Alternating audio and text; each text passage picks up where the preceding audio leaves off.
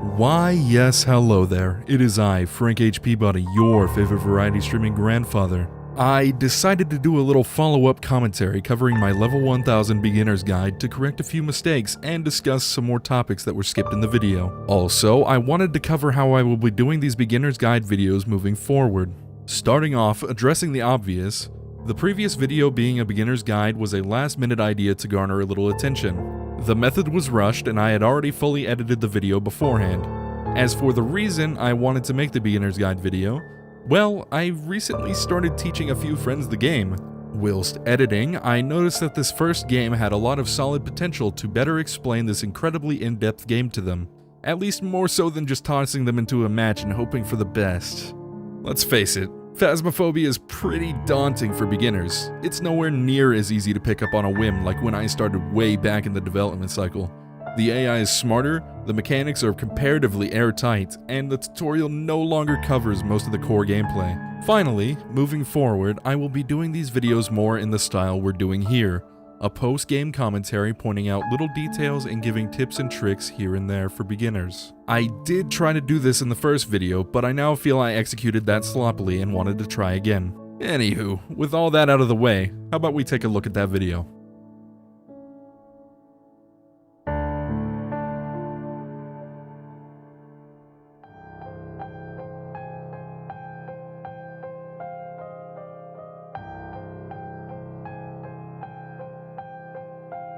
Starting off, I want to explain in a bit more detail what I mean by cursed objects are quite useful, but can also be dangerous. Cursed objects are special items you can find on any given mission. You get one per mission, and you can use each one in different ways to help you locate the ghost, force interactions, or cause a hunt. These cursed objects use your sanity as a currency. For instance, the mirror will show you where the ghost is. However, it will also drain a certain percentage of your sanity per second. Once your sanity hits 0, the mirror will break and a hunt will start. These objects are invaluable to your games, but please do be careful when using them.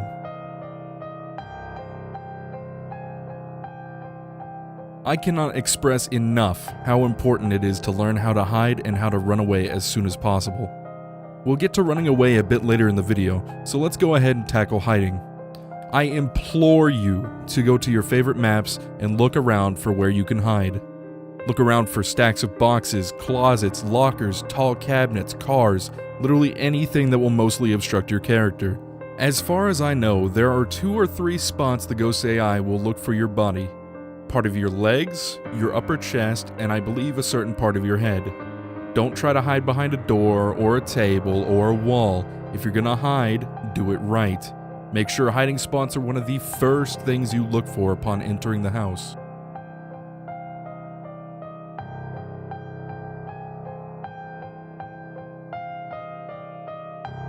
The way money in Phasmo is handled, to put it lightly, is currently abysmal.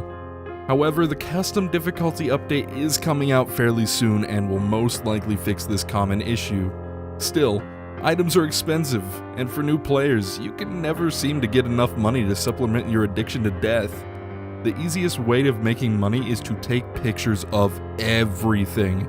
The guaranteed bone, your cursed object, recently touched doors, thrown objects, light switches. Hell, taking a photo of the ghost has an amazing payout if you're brave enough.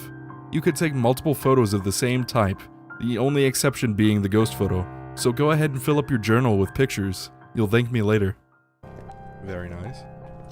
Let's turn on the breaker. Hiding spot in the garage. Absolutely. This right here in the top left is a checklist I always repeat in my head as soon as I enter the house.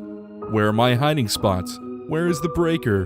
Where are the bone and cursed objects? I want to take pictures of them. Are there any paranormal sounds? If so, where? These small bits of information will make up the bulk of what you need to know for the rest of the mission. So try your best to find these as quick as possible. It will make the investigation much quicker, more organized, and most importantly, more fun. Fabulous, you'd love to see it. Now let's go find us a ghost. Ooh. Little f***ing summoning circle on the floor. So that'll be useful. We can get a ghost photo off of that. We can also get some hunt information, so I think I'm gonna go ahead and do that. Let me just make sure all the lights are on, so I can f***ing see whenever the hunt happens. We'll leave our flashlight here so we can... Actually, we'll leave it in the garage, that way we can grab it after the hunt.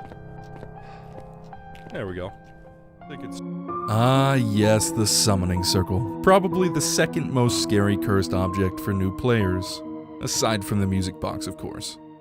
As explained in the video, when you light the candles, the ghost will spawn in the center of the circle and start a hunt a few seconds later, and it will also drain your sanity to 0%. That sounds scary, I know, and sometimes it is, but I assure you, the positives far outweigh the negatives. Firstly, you get an easy ghost photo. Like I mentioned earlier, it is the most valuable photo in the game. You always want one. Second, the hunt. A hunt gives you so much information it isn't funny. Just the fact that you get to know the speed of the ghost alone is enough to incentivize it.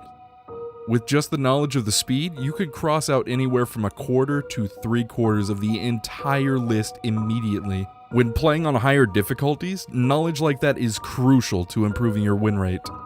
Finally, so long as you have a smudge stick, lights leading to a hiding place, and a little courage, you basically cannot die. This strategy is mostly foolproof, so go ahead and give it a try. Alright, here we go.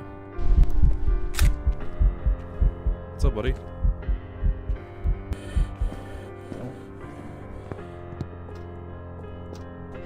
Okay, you're not very fast. Let me just use that there. Okay. Nice and easy. No problems. Alright, there's a decent amount of information to go over in that clip, but it shouldn't take too long. Let's cover what I meant by line of sight, as it is very important to know about. Line of sight is pretty self-explanatory. It basically means the ghost can see you and recognizes you as its target. Usually you want the ghost to have LOS on you as little as possible during the hunt, because most ghosts can accelerate and catch you should they have you in their LOS for long enough. Next, when I say the ghost is a relatively normal speed, I mean that it can keep pace with me while walking, give or take. I will cover this a little more in depth later, but for now all you need to know is this ghost was slightly slower than my normal walking speed. You get a pretty good feel for how slow or fast a ghost is after playing for a while. Finally, let's talk about my terrible use of the smudgy here. I pretty much said it all in the text, but I want to drive it home. The smudge stick is, in my opinion, the most overpowered item in the game.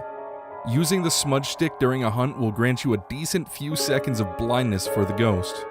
In that time, you can run away from the ghost, touch the ghost, take a picture of the ghost, and generally get away with infinitely more than you should. It is the dictionary definition of a get-out-of-jail-free card. If you're dying too much, you're not using the smudge stick enough. I'm not kidding. Is it a myling?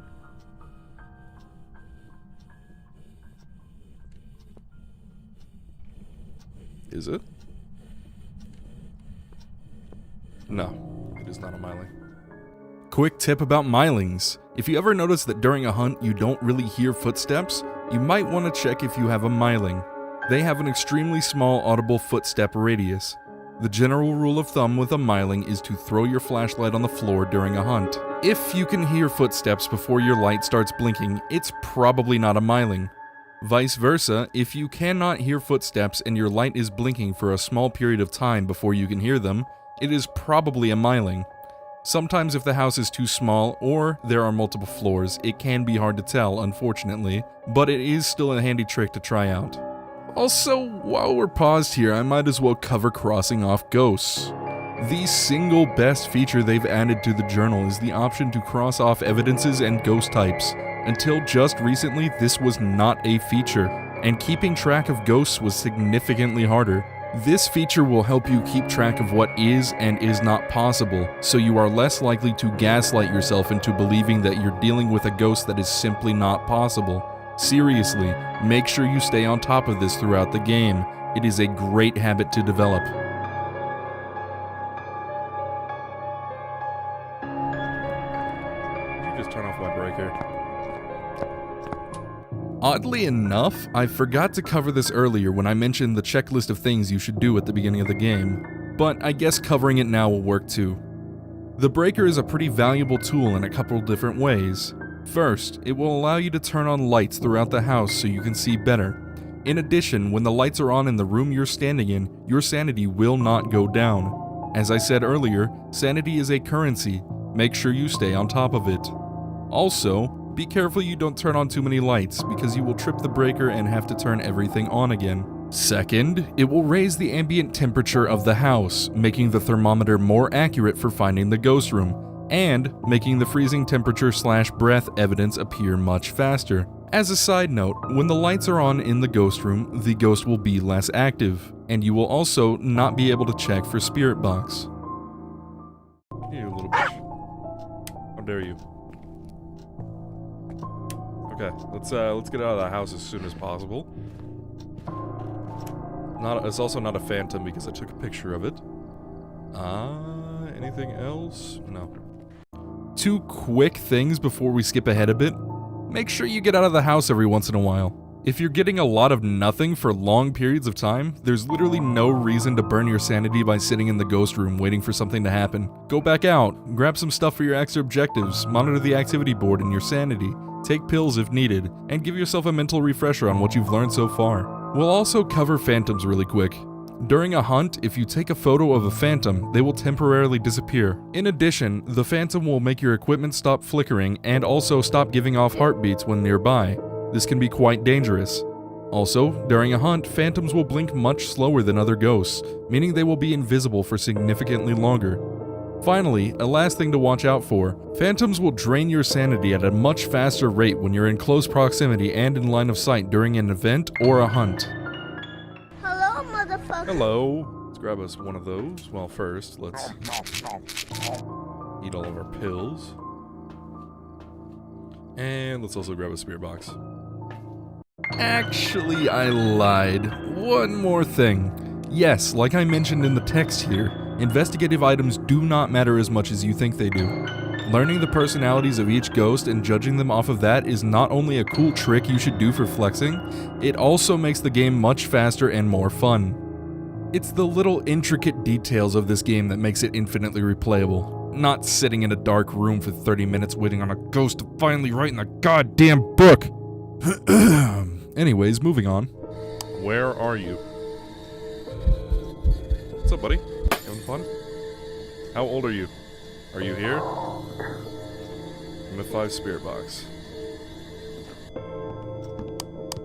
Okay.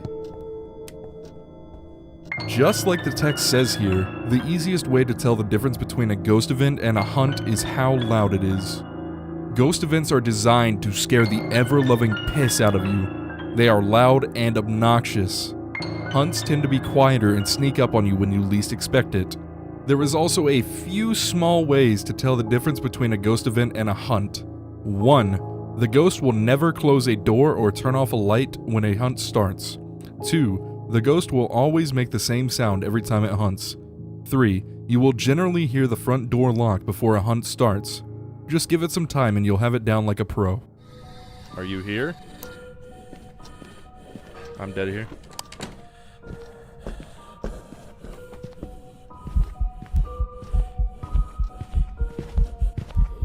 Through. No.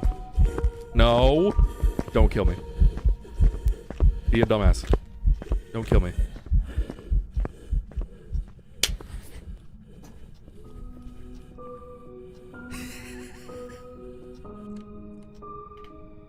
Suck it.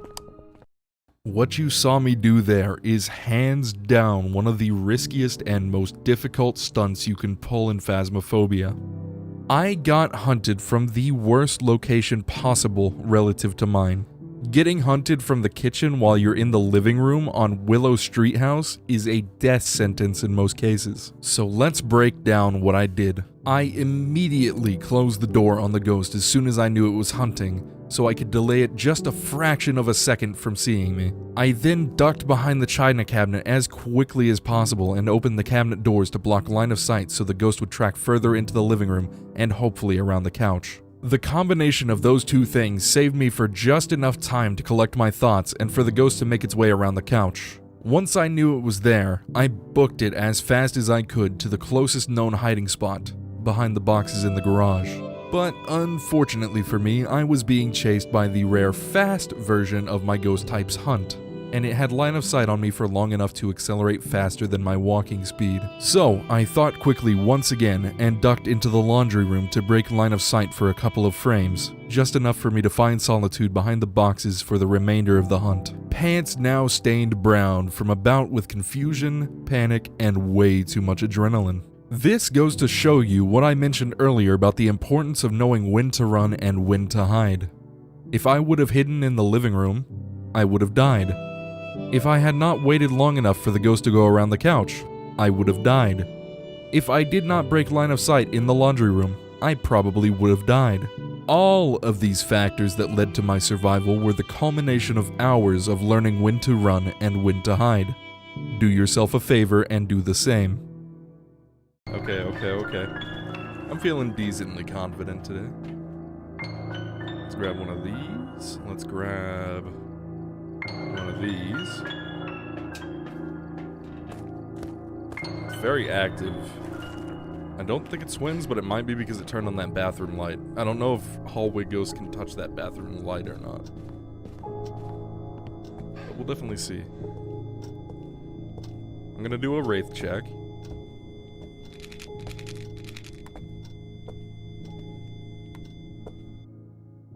Alright, it's time to wrap it all up and talk about the end game, which is consequently where I went wrong on this mission. By this time, you should have your options narrowed down to a few ghosts. In most cases, each one will be very distinct from the others, so figuring it out by personality or the last piece of evidence should be a piece of cake. I am playing on Nightmare here, so in this case I have to base my guess on personality rather than the third piece of evidence, as I will not get more than 2. So unfortunately, this is about the point where everything went wrong. I had the ideal circumstance. My list was narrowed down to 3 ghosts with some of the most differing personalities possible. But we'll put a pin in that for later. Anyways, I also had multiple interactions throughout the game that should have told me what ghost type it was. However, I became too confident in myself and started ignoring the obvious signs. It is extremely easy to rush the endgame and feel like you've definitely got it. It is just as easy to take the endgame too slow to the point where you start doubting yourself. Finding that middle ground is crucial. Do not leave until you are absolutely sure what the ghost is, whether through evidence or irrefutable fact. However, when dealing with the latter, it is best to know what is special about each ghost type before you try to narrow it down without evidence. You will take too long, and you will almost never leave with the right ghost selected. Now, remember that pin we put in earlier about the ideal circumstance I was in for the endgame? It's time to pull that back out. I was down to a choice between 3 ghost types that are unmistakable from each other. Technically 2, but I'll cover all 3 anyway. First up to bat, the Spirit, the most milquetoast ghost in the game. It literally has nothing special about it in the slightest. It is statistically the least active and most boring ghost type. Next on the plate, the Twins, an interesting ghost type that can interact with more than one thing at once, hunt at 2 different speeds, roam around like a bat out of hell, and is usually one of the most active ghost types because you're getting activity from what is essentially, but not really, 2 ghosts. And on the bench, the only one that I could prove not possible without a shadow of a doubt, the Wraith. A decently active ghost that leaves no UV footprints in salt, will teleport on top of you to do an event or a hunt, and is pretty spooky overall. All of them sound pretty different, right? How could I have possibly gotten this wrong? Well, I hate to inform you and shatter your reality of Grandpa Frank being an overflowing well of knowledge, but Grandpa Frank can be a little stupid sometimes.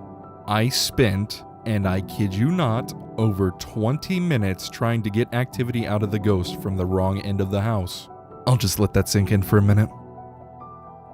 You see, I might have forgotten that ghosts have a small chance to teleport to you via an event, and an even smaller chance of staying in the room that they did the event in. You're following this, right? So, I went from having a decently active ghost for the first 10 minutes to a ghost that did literally nothing for 20. I missed the signs that the ghost interacted with two things at once in different rooms on multiple occasions. I missed the fact that the very first hunt told me exactly which one of these three it was. And to top it all off, I missed that one other hunt in that time frame was the rare second hunt speed that is 10% faster than the normal hunt speed that I experienced in the beginning. I guessed spirit, and I lost outright because I took too long in the endgame. So let this be a lesson to you about confidence. Whether it be in real life or in a silly ghost hunting video game, you have to strike a balance with your confidence. I want to thank you for watching. I hope you all enjoyed this video, and maybe even learned a thing or two about one of my favorite games of all time. If you want to see more of me, drop me a follow on twitch.tv/FrankH Peabody. I'm live almost every day, and would love to meet you. Anyways, have a great day, and I'll see you next time. Goodbye.